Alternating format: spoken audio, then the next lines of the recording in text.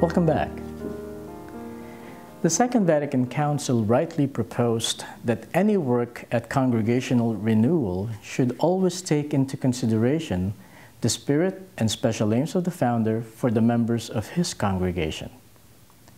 It is for this reason that we will now look at Theodore James Ryken and see what he believes would be the most suitable exercises for anyone that would journey with him in his religious family. We will also look at how these councils of Ryken became further developed in the tradition of the congregation through what we called the Manual of Customs and Advice. In the last few years, we Xaverians have come to a deeper understanding and appreciation of the founder's understanding and living of what he called the ordinary way. Which person who has some experience of spiritual matters would desire that an angel come from heaven in order to make known God's will, when it is possible to know it by following the ordinary way? God does not have to give an account to anybody of his actions. If His Majesty wants to use an ordinary, simple, and uneducated person, yea, a sinner, if God wants to make this person turn toward Him in view of a special work, if God does not take the direction which people think He usually follows, in all these, His Majesty is completely free, and nobody is entitled to disapprove God's action, let alone oppose them. Essentially, the ordinary way that our founder referred to reflected the subtle influences of Middle Dutch mysticism on his spiritual life. For the mystics of that particular religious tradition, the ordinary way was a means of entering into communion with God through a complete acceptance of the graced person that one already possesses. So ordinary persons find contentment on resting on their ground, which is also God's ground. In that place, they find the gifts with which God has already graced them, both those that they can readily accept and those that they cannot yet accept. In coming to accept both these gifts, through the grace of God, they gradually come to an awareness that they don't have to be anyone else but themselves. The founder, as most of us already know, was very far from being a faultless man. But we know that, like most of us, he strove hard, quite hard, and with good intention to be faithful to his commitment, despite the many times that he had to struggle hard to do so. In embracing his graced self, his ordinariness, Ryken was able to turn toward God and fall in love with God. Now, Ryken's conversion should not be seen as a one-day event. Throughout a life of continuing acceptance of his ordinariness, the founder understood that the best way to respond to God's unconditional love was to render to God what is due to God. To do this, according to the mind of our founder, a Xaverian should have sufficient time for maintaining communion with God through spiritual exercises. Here is a part of the scheme that he wrote. It should be well established that the brothers have sufficient time for their own religious perfection and spiritual exercises. They should therefore not undertake any new house or mission unless it is possible to do so according to this established way.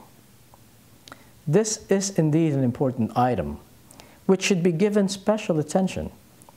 Wise stipulations should be made in the constitutions to maintain this provision, because it is indeed important, and there is always a great danger of losing sight of it.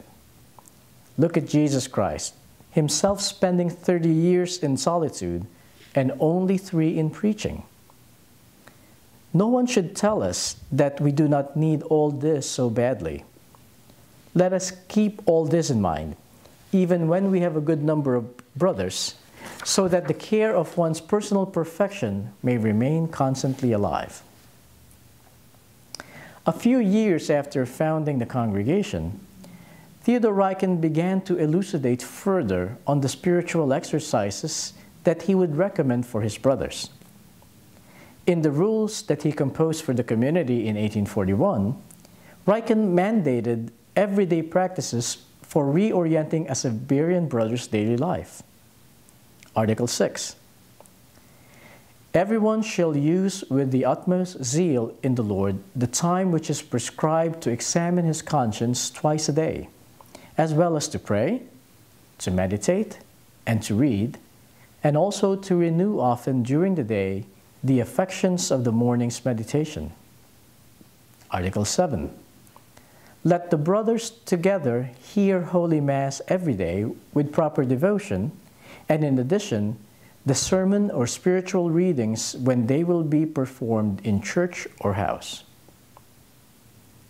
To these provisions in the 1841 rule, the founder would add in the 1846 Constitution provisions that, outside of recreation, the brothers shall observe silence. Putting together all the counsels on this matter, Ryken would then highlight the following exercises: common prayer, celebration of the Mass, observation of silence, spiritual reading, examination of conscience. As you can see, none of the exercises that the founder recommended are novel. They are, so to speak, tried and tested means which are very customary, truly ordinary in every sense of the word. Because of that, one can rightly consider them as ordinary spiritual exercises for ordinary persons. As the congregation evolved after the death of Ryken, the spiritual exercises he recommended would be further elaborated. With the implementation of the Manual of Customs and Advice, devotional prayers were introduced. At times, these offset the ordinary exercises that Ryken recommended to his brothers. Eventually, most of these would fall away from the common practices of the brothers, and it was probably because the spirituality embedded in the congregation spontaneously weeded them out. Although the Manual of Customs and Advice is no longer used in the congregation, it would be good to look back at several of the counsels which deepened the spiritual exercises recommended and lived by Ryken, as well as his early companions. Take the monthly retreat seriously, brothers. It is the prop of your labors. Remember, you are first spiritual men, teachers secondly. The teaching depends upon the man depends upon the Spirit, and retreats will foster that spiritual growth. See that prayers are said with due reverence. Check any tendency toward hurry. Haste, says St. Francis de Sales, is the destroyer of all devotion. The time devoted to the prescribed and to private spiritual reading is of such great importance for the spiritual nourishment of the souls of the brothers. The religious who is well-read in things spiritual nurtures his inner life, hears God's voice, stores up thoughts for the time of meditation and prayer, and likewise becomes better equipped to instruct his students to become better Christians. It is the atmosphere of silence that distinguishes the religious from the secular home. The religious man is one who is united to God in heart and soul, and this union is effected by silence. Where there is no silence, there is no religious. As silence is necessary for intense mental work, so it is necessary, even more so, for God to work upon the soul. Distraction in prayer, the inability to meditate, may well come from the want of union with God due to the lack of a silent heart. Twice daily, you are reminded in the examen of conscience that you should often elevate your heart to God and sanctify your labors by offering them to Him. Lead a life of devoted prayer dear brothers. The constitutions do not permit extraordinary exterior mortifications without permission because, through a mistaken fervor, some might injure their health or be led away by self-love to think that they do more than their brothers. This prohibition ought to show the brothers that they should practice, as much as they can, interior mortification.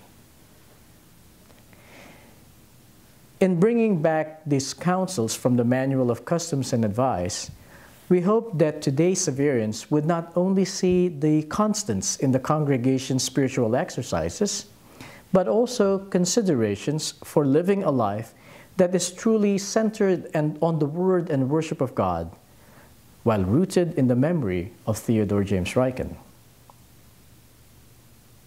At this point, let us pause for a while and reflect on the following questions.